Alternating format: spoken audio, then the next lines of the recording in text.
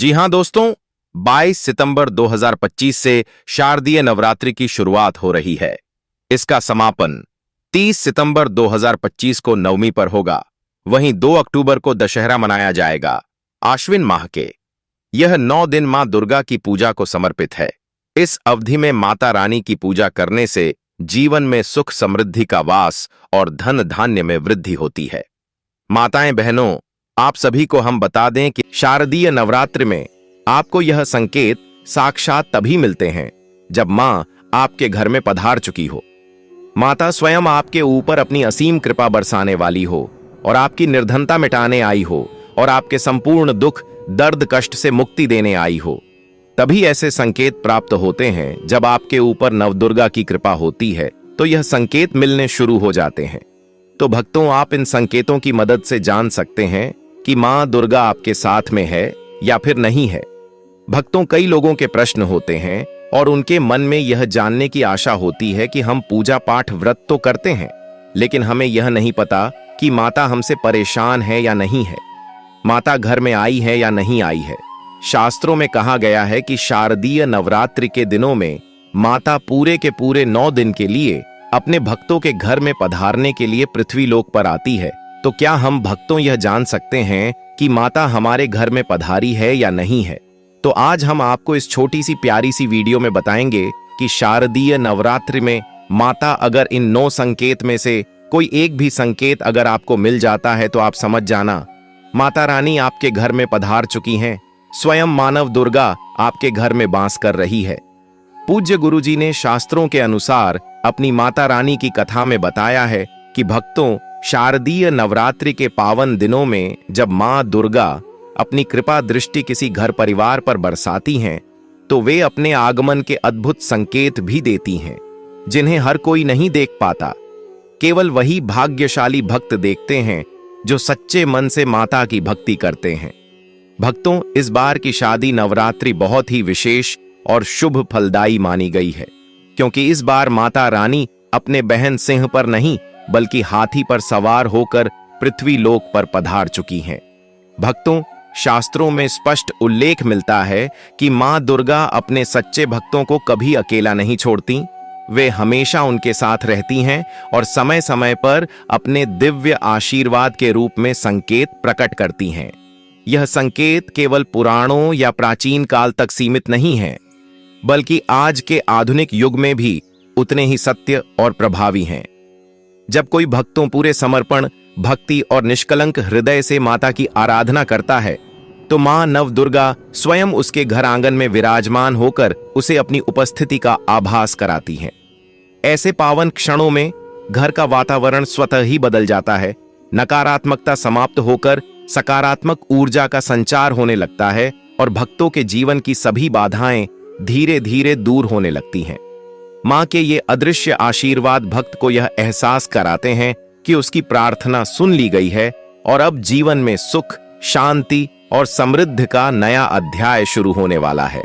तो चलिए भक्तों, अब हम आपको बता देते हैं कि वह कौन से संकेत हैं जो माता देती हैं, जिसे हमें समझना बहुत ही जरूरी है, तभी हमें माता के होने का एहसास होगा। लेकिन इससे पहले जान लेते हैं कि शारदीय नवरात्रि आरंभ कब से हो रही हैं, कब समाप्त होंगे, कलश स्थापना का शुभ मुहूर्त क्या है, पूजा पाठ व्रत कैसे करना है। उसके बाद हम आपको बड़ी बड़ी से बताएंगे कि वह कौन से संकेत है जो माता अवश्य ही अपने भक्तों को देती हैं।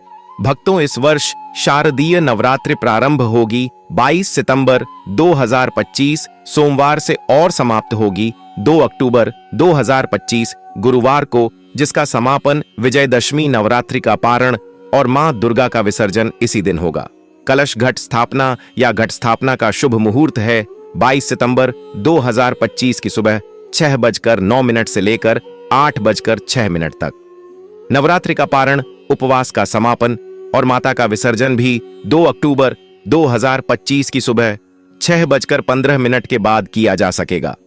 शास्त्री भी कहते हैं कि शुभ मुहूर्त में पूजा पाठ करने से हमेशा ही लाभ की प्राप्ति होती है, इसलिए जो भी शुभ मुहूर्त है आप उसी के दायरे में पूजा पाठ करें, बहुत ही शुभ रहेगा। माता रानी अवश्य ही प्रसन्न होंगे। चलिए हम आपको यह भी बता देते हैं कि वह किस प्रकार से करना है, क्या नियम है, क्या विधान है।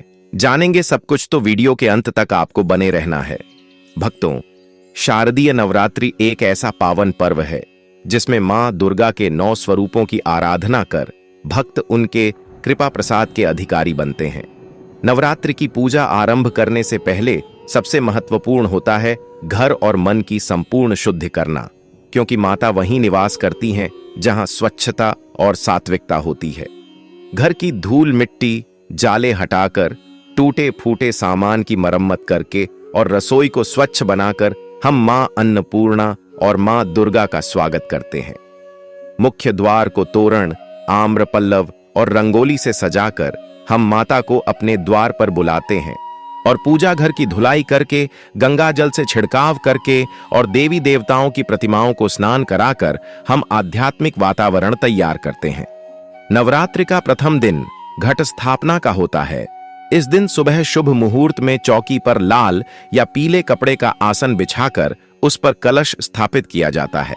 कलश में गंगा जल, मौली, सुपारी, सिक्के और आम के पत्ते डालकर ऊपर नारियल रख दिया जाता है, जिसे लाल चुनरी से सजाया जाता है। यही कलश सृष्टि और सभी देवी देवताओं का प्रतीक होता है। माता की प्रतिमा या चित्र को चौकी पर स्थापित कर उसे चुनरी ओढ़ाई जाती है।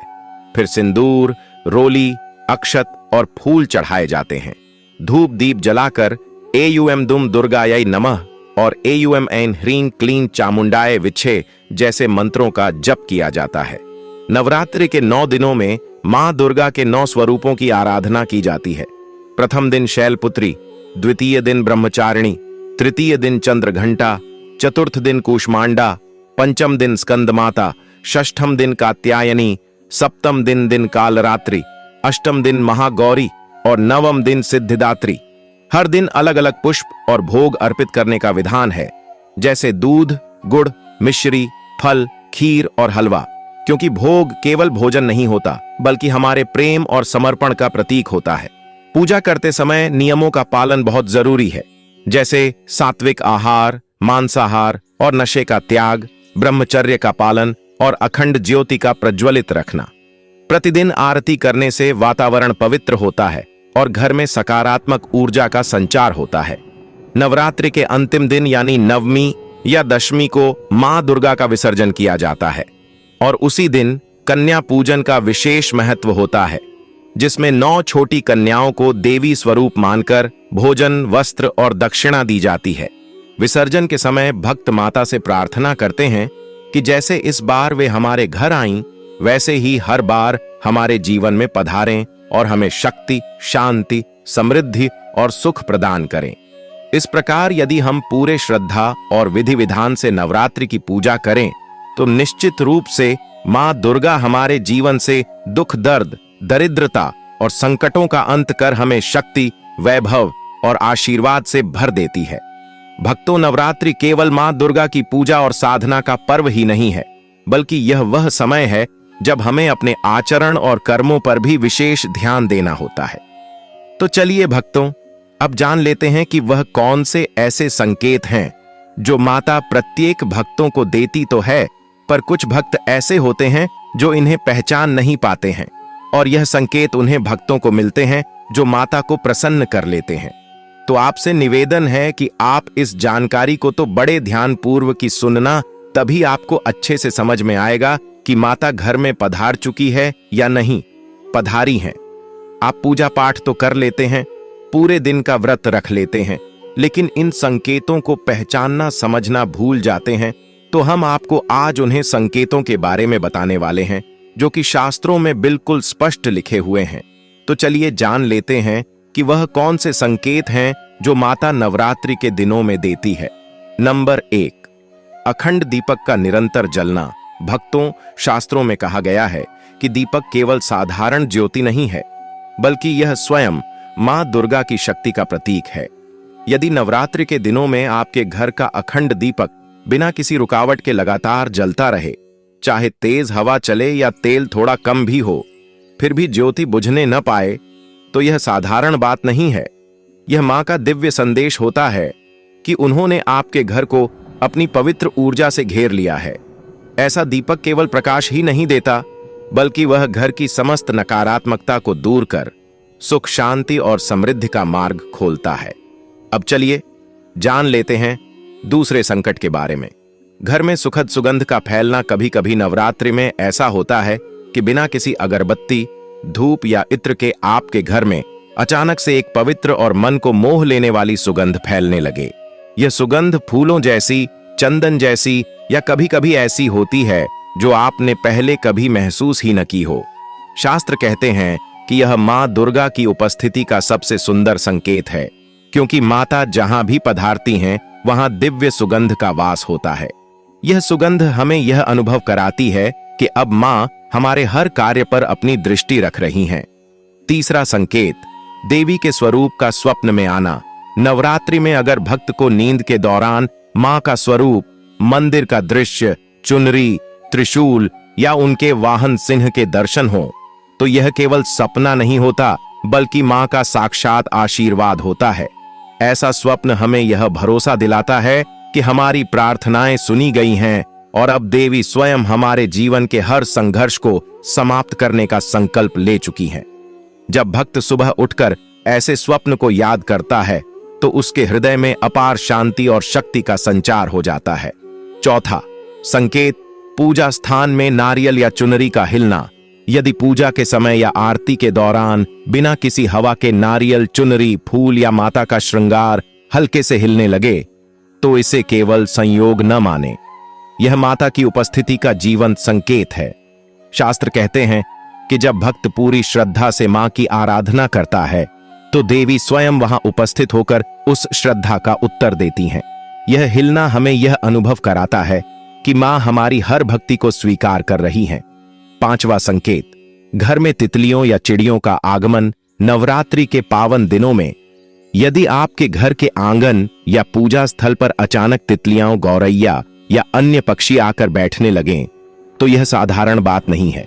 यह संकेत है कि माता ने आपके घर को पवित्र स्थल बना दिया है। पक्षियों और तितलियों का इस प्रकार से आना मां की दिव्य ऊर्जा का प्रकटीकरण है।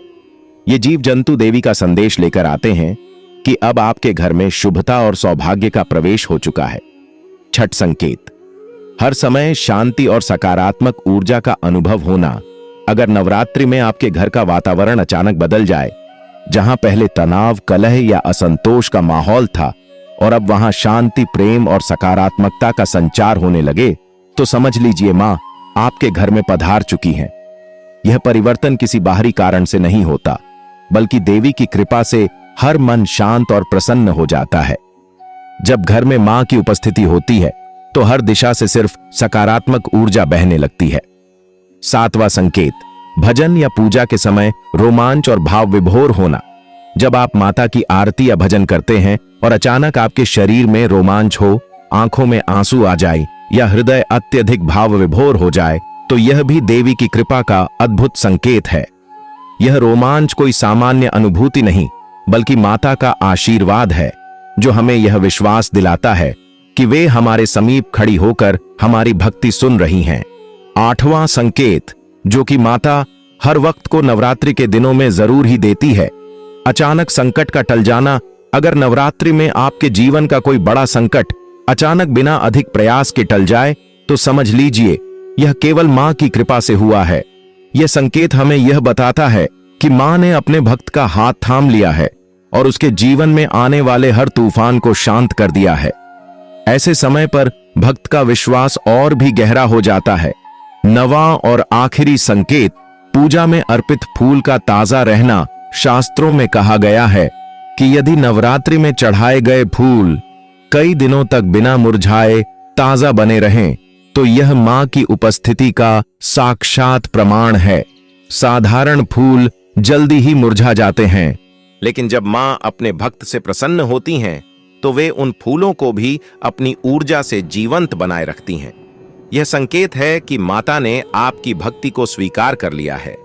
इसी के साथ अगर घर में दीपक या धूप बत्ती में देवी का स्वरूप दिखना, कभी कभी भक्तों को दीपक की लौ या धूप के धुएं में मां का स्वरूप, ओम का चिन्ह, त्रिशूल या अन्य दिव्य प्रतीक दिखाई देने लगते हैं। यह सर्वोच्च संकेत है कि मां आपके समीप खड़ी होकर आपको आशीर्वाद दे रही हैं। यह अनुभव भक्त के जीवन को पूरी तरह बदल देता है और उसे यह अनुभव होता है कि वह वास्तव में मां के दिव्य सान्निध्य में है। भक्तों, अगर आपके जीवन में नवरात्रि के पावन दिनों में इनमें से कोई भी दिव्य संकेत प्रकट हो जाए, तो यह निश्चित मान लीजिए कि मां आपके घर में विराजमान होकर आपकी हर मनोकामना पूर्ण करने वाली हैं। भक्तों, यही वे दिव्य संकेत हैं जिन्हें मां दुर्गा अपने प्रत्येक सच्चे भक्त को अवश्य ही प्रदान करती हैं। लेकिन केवल वही भक्त इन्हें पहचान पाता है जिसका मन श्रद्धा और विश्वास से भरा होता है। शास्त्रों में कहा गया है कि जब कोई भक्त इन संकेतों को अनुभव कर लेता है तो समझ लीजिए कि अब माता न केवल उसके घर में पधार चुकी हैं, बल्कि उसकी हर प्रार्थना को सुन भी रही है। मां की उपस्थिति मात्र से ही घर में सुख शांति का वातावरण बन जाता है। सभी संकट अपने आप टल जाते हैं और जीवन की हर मनोकामना पूर्ण होने का मार्ग खुल जाता है।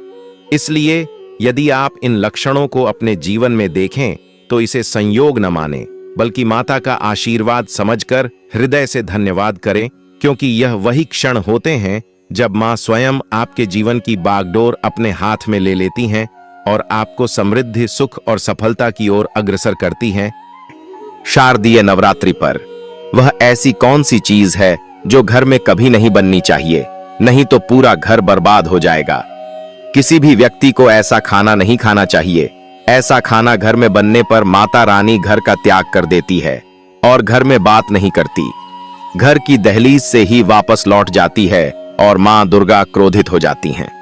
शास्त्रों के अनुसार शारदीय नवरात्रि पर क्या नहीं खाना चाहिए दोस्तों?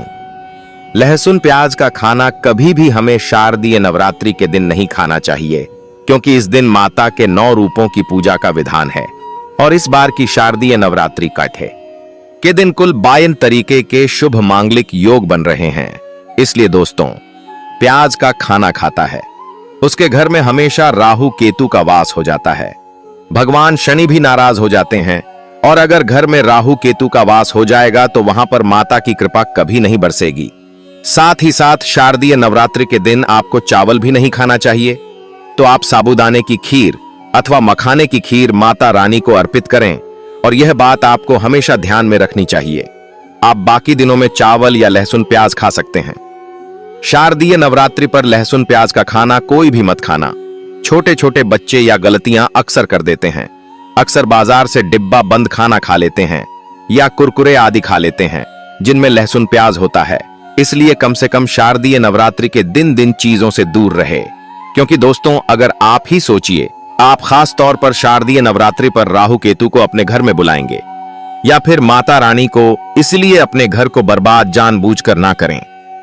शारदीय नवरात्रि के दोनों में मां दुर्गा की कृपा प्राप्त करने के लिए, उनका विशेष आशीर्वाद प्राप्त करने के लिए पीली चीज घर में इस दिन अवश्य बनानी चाहिए।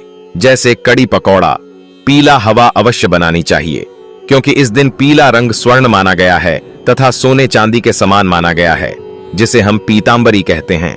इसलिए आप खुद भी इस दिन पीले वस्त्र धारण करें। इससे आपको मां दुर्गा का विशेष आशीर्वाद प्राप्त होगा। शारदीय नवरात्रि को हमें किसी से भी कर्ज नहीं लेना चाहिए।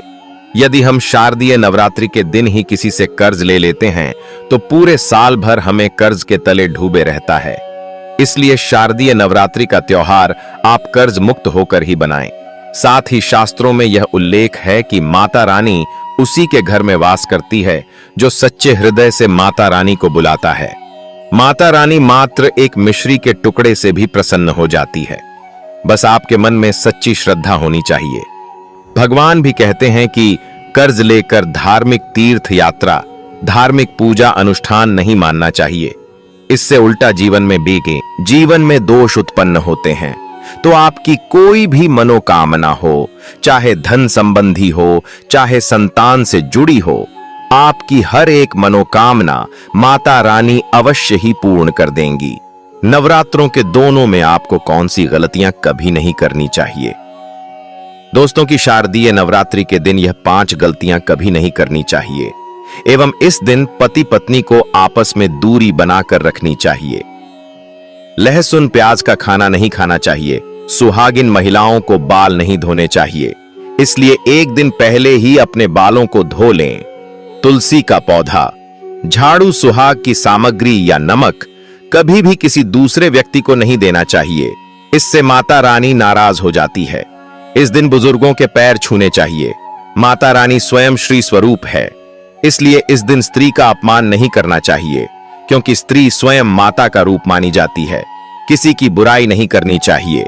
शारदीय नवरात्रि के शुभ दिन पर अगर कोई व्यक्ति आपके द्वार पर कुछ मांगने के लिए आए, तो हो सकता है उसे व्यक्ति या कन्या के रूप में स्वयं शक्ति स्वरूपा माता लक्ष्मी हो, स्वयं माता शेरावाली को हो, क्योंकि इस दिन घर घर जाकर माता लक्ष्मी भ्रमण करती है और उसी घर में वास बनती है जो सच्चे हृदय वाला हो, जो दूसरों का दुख समझता हो। माता लक्ष्मी साक्षात कन्या स्वरूप है, घर के दरवाजे पर भी आती है। उन्हें खाली हाथ न जाने दे। कन्याओं को मीठा अवश्य खिलाए। माता रानी को मीठा भोग अति प्रिय है, इसलिए इस दिन 9 कन्याओं को मीठा जरूर ही खिलाना चाहिए, जिससे माता बहुत अधिक प्रसन्न होती है। ऐसा कोई काम ना करें जिससे अपमान क्रोध का सामना करना पड़ेगा। उसे पर हमेशा मां दुर्गा की कृपा बरसेगी। माता रानी को लाल वस्तु से अधिक प्रेम है। धर्मशास्त्रों के अनुसार घर का कचरा इस दिन बाहर भूलकर भी ना फेंक, नहीं तो आप कंगाल हो जाएंगे। घर का कचरा अगले दिन बाहर देखना चाहिए, ठीक है ना। अब देखिए दोस्तों, ही समाप्त हो जाता है और घर में सकारात्मक ऊर्जा का वास होता है। जिस घर में गाय होती है उसे घर से स्वयं वस्तु दोस्त और हमेशा के लिए समाप्त हो जाते हैं, क्योंकि गाय को माता लक्ष्मी का ही रूप माना गया है। गाय के शरीर पर 33 करोड़ देवी देवताओं का वास होता है और माता के 9 रूप भी गौ माता के ऊपर विराजमान है। इसीलिए ध्यान रखें, गाय को कभी भी मारना पीटना नहीं चाहिए, नहीं तो घर में दर्द देवता का है वास हो सकता है। गौ माता को नवरात्रि के दिनों में रोज रोटी खिलाना चाहिए। कोशिश करें कि रोजाना ताजी रोटी बनाकर गाय को खिलाएं। अगर रोटी किसी कारणवश जाए तो उसे अगले दिन ना दें, क्योंकि यह बासी मानी जाती है। गाय को हमेशा ताजा और साफ खाना ही दे। इसके अलावा अगर घर में कोई फल या सब्जी सड़ जाए तो उसे गाय को देने से बच्चे घर की समृद्धि में कमी हो सकती है। गाय को खुश रखने के लिए आप आटे की 11 होशी की आओ से का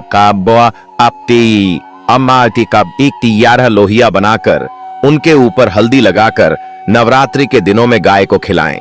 ऐसा करने से आपके सारे काम आसान होंगे और जीवन में सुख समृद्धि आएगी। गाय के चरणों को स्पर्श करें, इससे आपके सभी दुख दर्द कष्ट माता रानी की कृपा से हमेशा के लिए दूर हो सकते हैं। अगर संभव हो तो गाय की 7 बार परिक्रमा नवरात्रि के दिनों में जरूर करें। यह आपके जीवन में सफलता और खुशियों का संचार करेगा। जब भी गाय को उसने हल्दी या थोड़ा घी डाल सकते हैं और रोटी को खाली ना दे। आपके जीवन में शुभ फलों की प्राप्ति का कारण बनेगा। गाय को ताजा रोटी खिलाना अगर करना आपके जीवन में, अगर आप इस चैनल पर नए हैं तो चैनल को सब्सक्राइब करके वीडियो को एक लाइक जरूर करें। प्राप्ति होगी, इसलिए कमेंट में जरूर लिखें, जय माता दी, जय मां दुर्गा, जय जगदम्बा। जानकारी थोड़ी सी भी अच्छी लगी हो तो वीडियो को लाइक करें और चैनल पर नए तो चैनल को सब्सक्राइब जरूर ही कर लें, ताकि इसी प्रकार की और भी ज्ञानवर्धक जानकारी हम आपको सीधे नोटिफिकेशन के माध्यम से इस चैनल पर प्राप्त कर सकें। वीडियो के अंत तक बने रहने के लिए आप सभी का धन्यवाद। मिलते हैं नेक्स्ट वीडियो में, तब तक के लिए नमस्कार।